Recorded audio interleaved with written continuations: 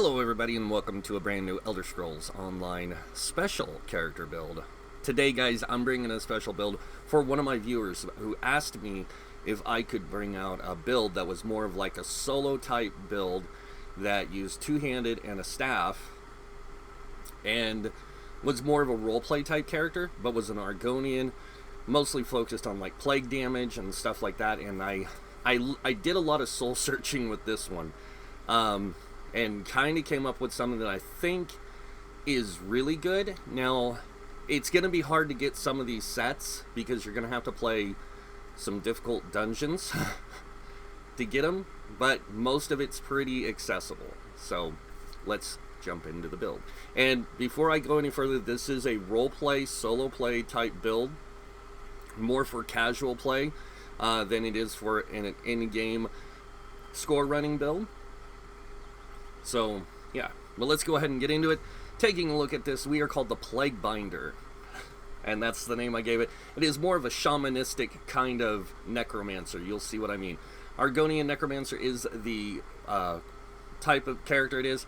We do have 64 points in the stamina. As you can see, we have 19,000 magicka, 25k health, 30k stamina. And we do have a 951 stam recovery, which is kind of low, but don't stress it. This is a light armor build too. Weapon damage is coming in at 2739 with a 37% weapon critical. That does go up higher. We have a 1980 spell damage with a 38% spell critical. Our spell resistance is going to be low, 13,000 and 12,000.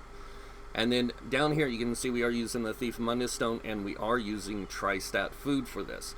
Now this thing can play a damage dealer and a healer pretty well. I'm not going to say they're great, but it's more of, like I said, a solo type character. Something that you just play by yourself. If you want to play in a group, I would suggest switching it to more of a healer type role because it works really good. Alright, let's go ahead and take a look at the food and stuff like I said. So we are using the Longfin Pasty with melon sauce, the Tri-Stat Food. If you want to use Dubious Cameron Throne and Witchmother's Potent Brew, depending on which roles you're playing, you can do that, but I'm going to be honest with you, you're going to have really low stats. You're going to have like 28k stamina with like a 28k magicka. It's still doable, and still works fine. It's really just up to you. Alright. We are using the warrior, or the power pots, stamina power pots, mainly because of the fact that we focus mostly on weapon damage. Then we do stamina, magic damage. We do use magic damage when we play healer. So that's why we have the spell power pots here. And we have tripods for in case we just want all three resources. With being an Argonian, tripods just give you everything. So, alright. Now, the person asked me to do this with Veladrits. I tried it with Veladrits. Veladrits is nice. It adds a little bit of extra damage. But I like this setup more for solo play because it gives you a little bit more health. So the first set we're using is Thorvikins. And as you can see, it adds max health. And then when you take damage from a nearby enemy, you summon a growing pool of desecrated bile for 8 seconds. Enemies in the bile take 584 disease damage every 1 second, are afflicted with minor maim and minor defile for 4 seconds, reducing their damage done by 15% and healing received and health recovery by 15%. This effect can occur once every 8 seconds. Let's just say it'll be up a lot. The next set we're running is Hunting's Rage. This is just to increase our weapon critical and weapon damage. The next set we're running is Plague Slinger. Now, Plague Slinger is actually a really good set if you take advantage of it.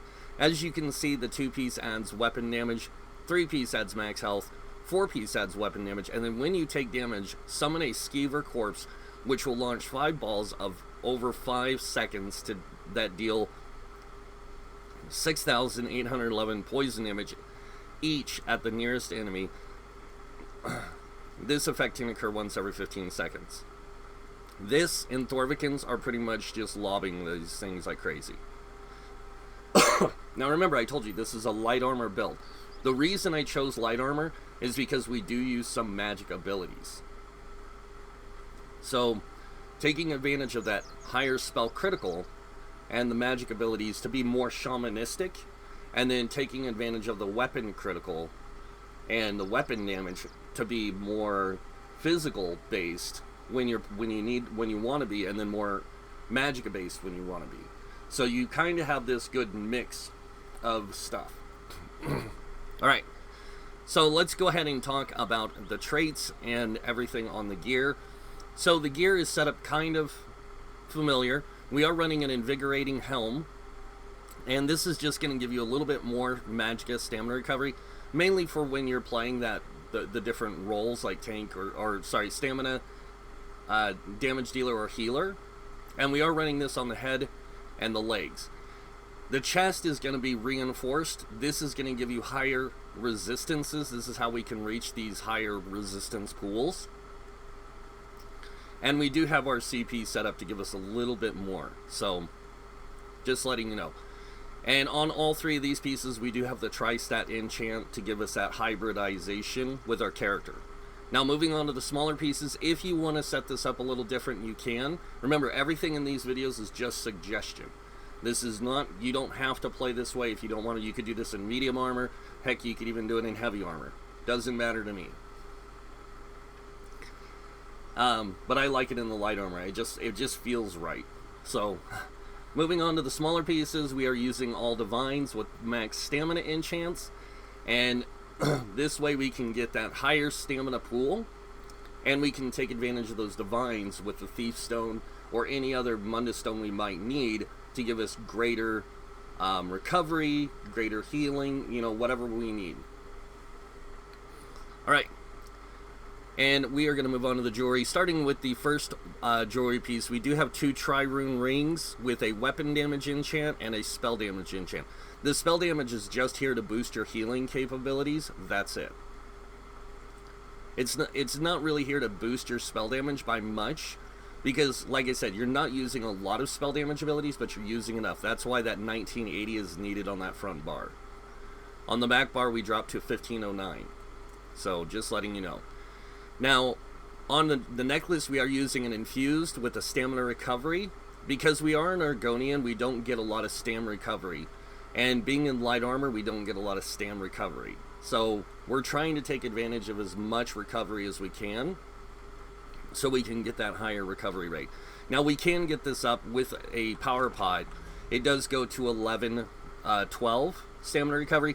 And then for being a Necromancer, it does go up a little bit higher. So does your magic recovery. So, depending on how you're playing the character, will really depend on that. Now remember, you can switch out your attributes at shrines. So if you want to play more of a hybrid type character, you can take out of here and put more into here. Or you can just put it all into magicka, and you'll still have like a 20-something K stamina. So, and I would only suggest doing that if I was playing more of the healer type in a group. Alright, moving on to the weapons. Our front bar, we are using a Plague Slinger Greatsword, Nirnhoned, with disease damage. And then on the back bar, we are using a Plague Slinger Lightning Staff infused with a weapon damage enchant. Now, if you are going to play healer, I would suggest using a Plague Slinger Restoration Staff powered. This way you can get that increased healing done with this character, and your heals are going to hit they're just going to hit really good. And remember, Resto Staff heavy attack as much as you can, because that'll give you major mending on top of any heals you apply. Alright, so now that we've seen the gear and stuff and all that, let's move on to the skills. So again, like with all my class stuff, my character builds, I'm going to tell you, unlock all your class abilities and their passives. The reason why is because depending on what role you're trying to do or what you're trying to do in the game, like if you're solo playing, I might use more of these abilities. If I'm playing more healer, I'm going to use more of these abilities. If I'm playing damage mostly, I'm going to use a lot of these. Okay, now moving on to the weapons that we're using. We are using two-handed, so I suggest unlocking the abilities here and the passives that are going to best reflect you. Same thing with Destruction Staff and Restoration Staff, which I did not do. I keep doing this because I get so caught up in making the character, I forget to unlock all the different things that I think would help. And this one, always take the Siphon Spirit. This applies Magic Steal and Health Steal. So it takes time to cast, but if you can get it on the enemy, it's really good. It's going to help your group a lot because it's going to give you that minor magicka steal for you and your group, and it's going to give you that minor life steal. So it's going to allow your group to also heal whenever they hit enemies, and it costs very little magicka.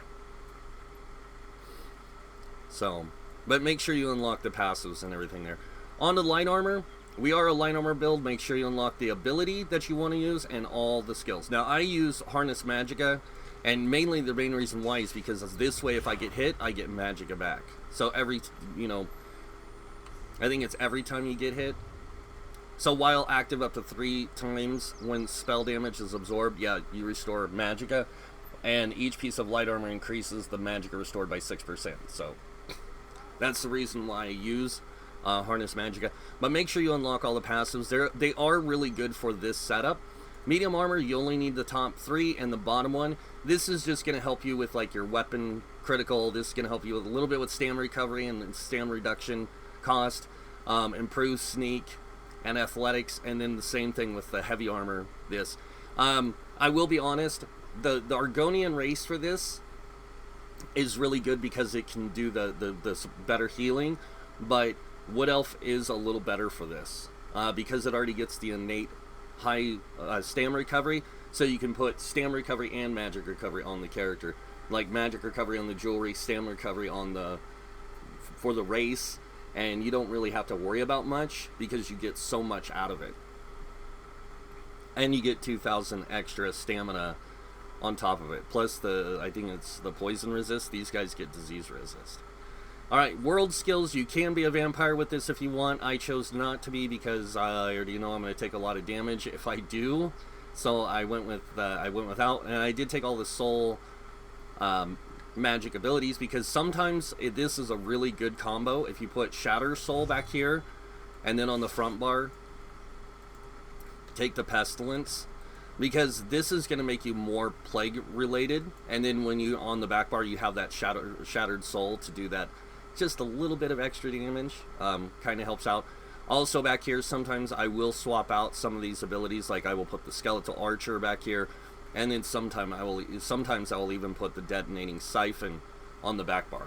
It really just depends on what I'm doing and how I'm choosing to play. So I do like this setup because it's more self-sustaining, whatever. Fighters Guild, always unlock the passives and abilities. You never know what you're going to be using from this so just make sure you unlock what's going to fit you in this sense. Alright, and then the same thing with Mages Guild. Unlock the Mages abilities that are going to work for you and the passives. Sigil Order, unlock the passives and the abilities that are going to reflect you best. Undaunted, same thing. And then moving on to Alliance, assault skills and support skills, and take the ones that are gonna, like I said again, best allow you to play your character. So Argonian is really good for this. One, they get increased experience gain with restoration staves. Then they get the Life Mender, which increases their healing done by 6%. Argonians also get increased health and disease resistance and immunity to disease status effects. Plus they gain Resourceful, which increases their max magic by 1,000, and then when they drink a potion they restore 4,000 health, magic, and stamina. That's why this works so well with the light armor, is because we use some magic abilities, like I said, and some stamina abilities, and depending on how we're playing our character, like sometimes I might put this on the back bar instead of that, and then when I drink a potion I get all the resources back. Moving on to crafting, alchemy, medicinal use. Make sure you get this when using potions. Resulting effects last 30% longer. You don't have to get it, but it does help. Provisioning, gourmand, and connoisseur. Both of these help out a lot too because they add 20 minutes to your food and your potions. Alright, so let's go ahead and take a look at the CP next for this, the skills on the bar, then the CP. Alright. Starting with the main bar, we are using like I said, primary two-handed, so we do have Wrecking Blow. This is going to be our primary spammable. The reason why is because it gives us Empower right afterwards. So we Wrecking Blow, Light Attack, Wrecking Blow, Light Attack, Wrecking Blow, Light Attack, swap bars. Moving on to the next ability, we have Venomous Skull. This does a decent amount of poison damage, and every third cast deals 20% more increased damage. While slotted, casting a Necromancer ability, you are in combat, will count towards this third cast. So any Necromancer ability. Next, we have Harness Magicka. This is here just for shield. I don't use that normally. I only use that when I'm solo playing. When I'm just playing for damage, I will use the Unnerving Graveyard. This thing desecrate the ground at the target location, dealing 15,928 frost damage over 10 seconds and applying Major Breach and Fracture, reducing the enemy's spell and physical resistance by 5,280. That's the other reason why I picked Light Armor. Light Armor will boost our spell penetration for this ability, so this ability will do more damage.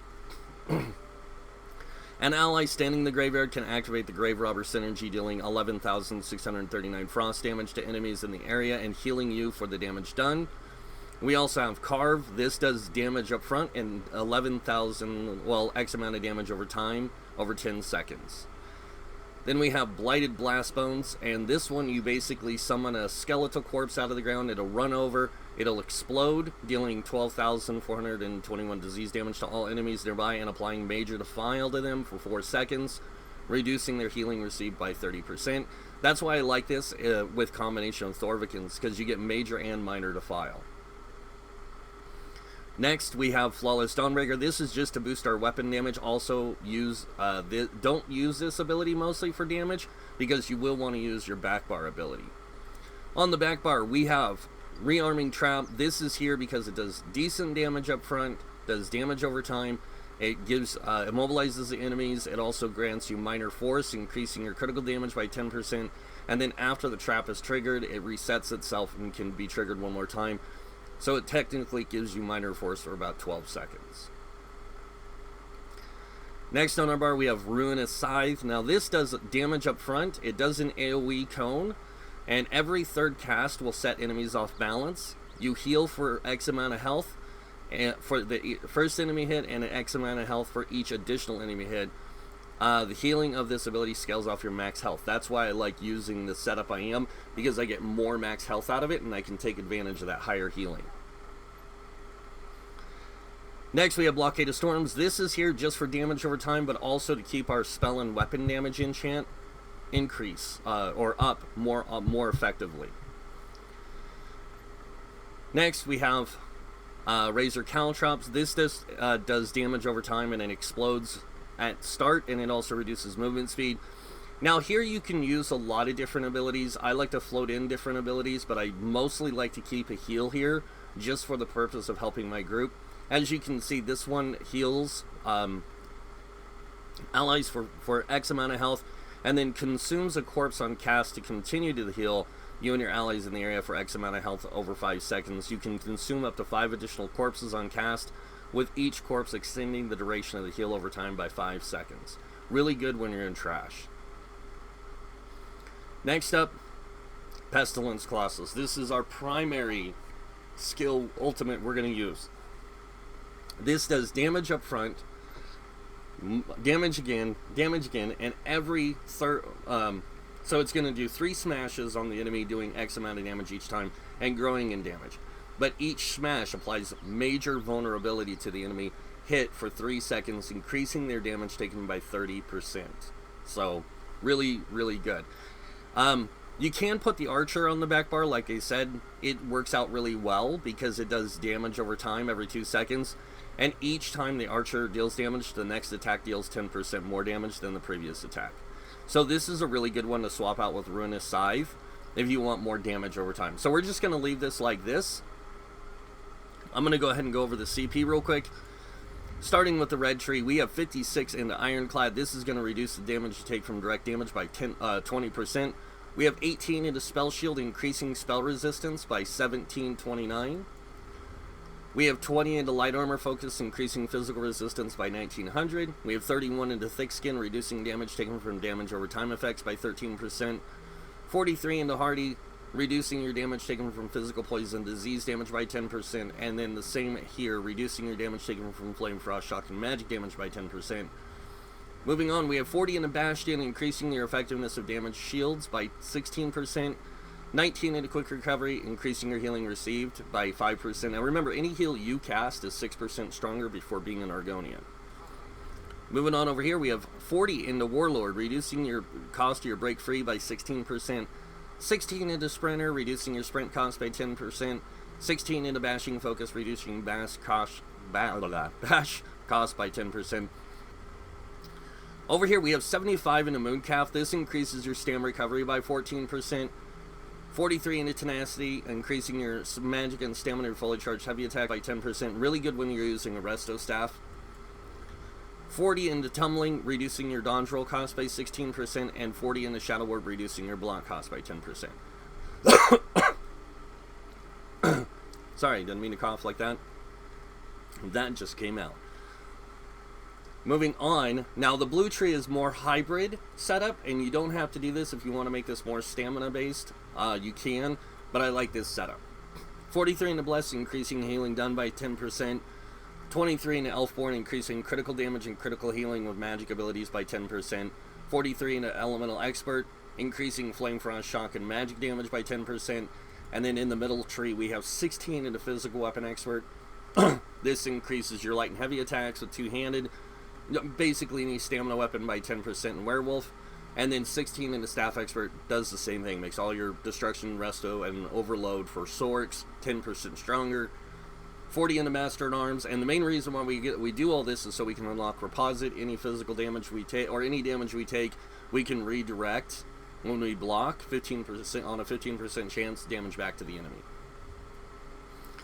Moving on, we have 43 into Mighty, increasing physical poison disease damage by 10%. 23 into Precise Strikes, increasing critical damage and critical healing with stamina abilities by 10%. And then the same goes here, increases your damage done with damage over time effects by 10%. And that is our CP. Now, the person asked me to do the Veladrits, because Veladrits does disease damage. Veladrits does work really good with this, because it does give you increased weapon damage. And if you are going to use that, put 2 spell damage here instead. The reason why is because you're going to lose some health, but you're going to gain extra weapon damage, and then the benefits of what Veladrits does, which is a lot of disease damage. So go ahead and swap that and put a spell damage here, because you're going to get that extra weapon damage up here. And your weapon damage is still going to be almost like 4k, so. And that's if you're playing in a group of Minor Courage and Major Courage. Or Major Courage. Alright, so let's go ahead and take a look at this build in action against this little guy here. And remember, this is just a simple parse. This is nothing fancy. And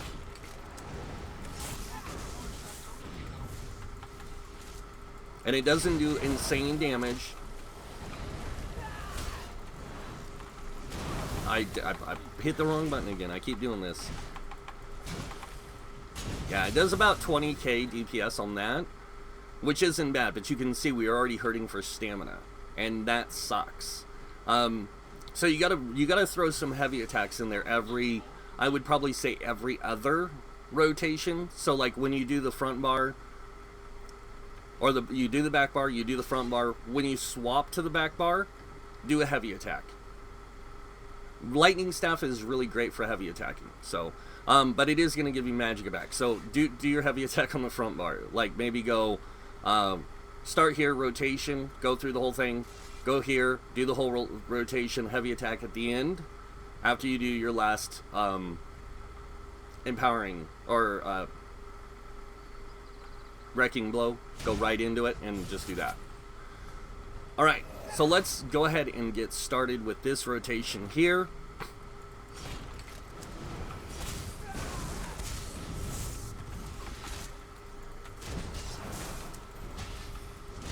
Come on.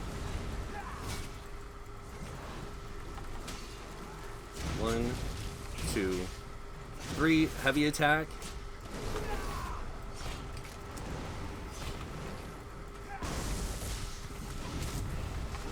And I'm not doing a very good one, guys. I'm really not. Usually I can get it up to about 25, 26k.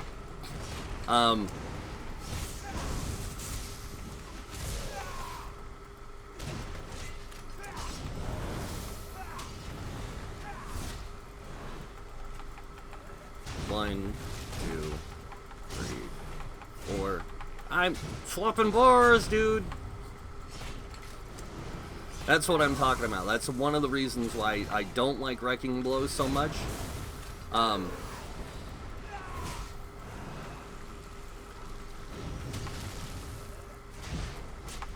Because you have to do this timing thing really good.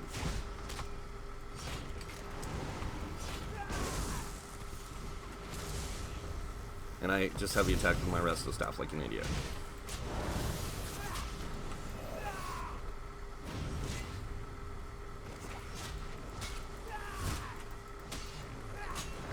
But yeah, I mean, it works out really well for, like I said, solo play, small group play, that kind of stuff if you're doing dungeons and things like that. Trial play, it works, but unless you're in a really good group, I probably wouldn't try playing it in a trial, because you're just going to have a lot of issues with that. Mainly because people will not like this in there, but that's okay. I mean, if your group is okay with you playing it, it should be fine, even in a trial. Probably, if you can pull 25, you know, K DPS of it. It takes a lot of practice, though. So, but that is pretty much it for this build. We are going to move on, though. I'm going to take it into a dungeon, because I do want to show you guys how it can work in that atmosphere as more of a solo type character. Now, if you don't want to use this, you can use Bone Shield, but I would suggest using this, because it's going to be a little bit better for you. Bone Shield will redirect some of the damage back at the enemies, and we are going to also change out to the Ruinous side, so we have a little bit better heal here. But yeah. So let me go ahead and get us moving on to the cool dungeon, Depths of Malatar. This way you can just see how it works. Now, you do have to be on the ball with this. To solo like this kind of a dungeon, you do have to be really focused on heavy attacking a lot to keep those resources coming in, so you can keep them really high. Now, you're going to see a big difference in here, because I'm going to be getting hit a lot, so a lot of those effects, like the Skeever and the Thorvikins, are going to be going off, which will also increase my damage output. Your note said abandoned, as in no one left alive inside. Take it to the And I'm going to do something else, because I forgot I need this. Due diligence. It's why I'm alive and you're... Hold on. And just so you can see, the resistances are about 20k, barely. And this stupid bug, man. Guys broke the game again.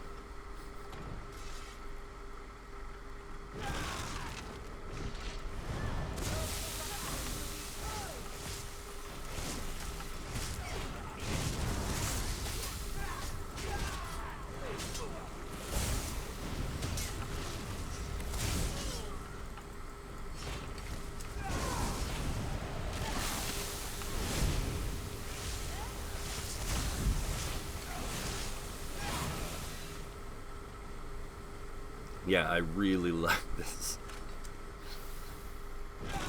It's a lot of fun, and I have to admit, to the guy who gave me the suggestion, thank you. This is probably, I wouldn't say the most fun I've had with a build in a while, but it is definitely a really fun build, because you get so much different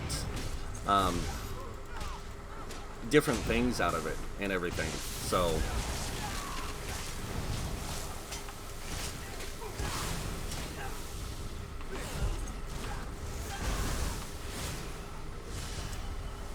and it just works really well.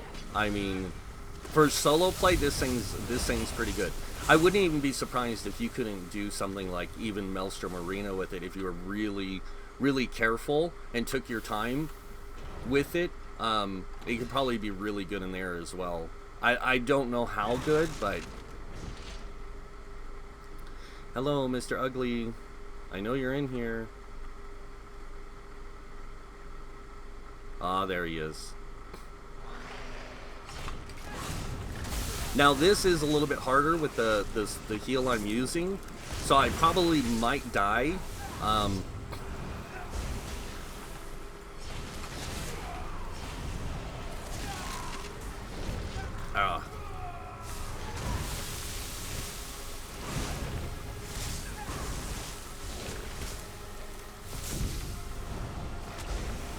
Because he just hits really hard.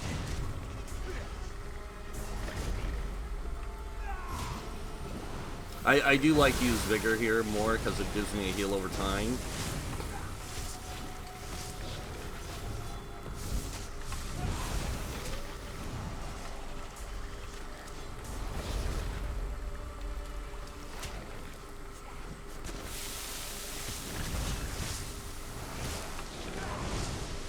And I died. But yeah, I have soloed this guy with this build, just letting you know. It takes a little bit to get used to playing a build like this when you're not used to playing a build like this. But it's a lot of fun, and it can be a blast to play. So, like I said, it just depends on how you choose to play. And yeah, that's pretty much it. So this is the play binder. This is something you can, like I said, you can play it in medium armor. It does work out a little bit better because you have more of the stamina resources. Your magic is just going to be not as effective, like the spell damage and everything. But it does work out. It works out really well, even in medium armor. In heavy armor, it's a little bit more awkward because you have to do more heavy attacking. But you have super survivability because you get like a 27k health then. And yeah. And like I said, if you want to swap out to the one monster set, just make sure you change those two to spell damage, so you can take advantage of the lightning staff back bar in that. And then even when you're playing the healer part, you can take advantage of that higher spell damage for the rest of stuff. So, but that is it for this video, guys. I hope you guys liked it. You guys know what's coming next. If you like this video, hit that like button. If you guys want to see more videos by me, you can subscribe. Other than that, I want to thank you all for watching. Until next time, have a wonderful day. And this guy might see you in game. Bye.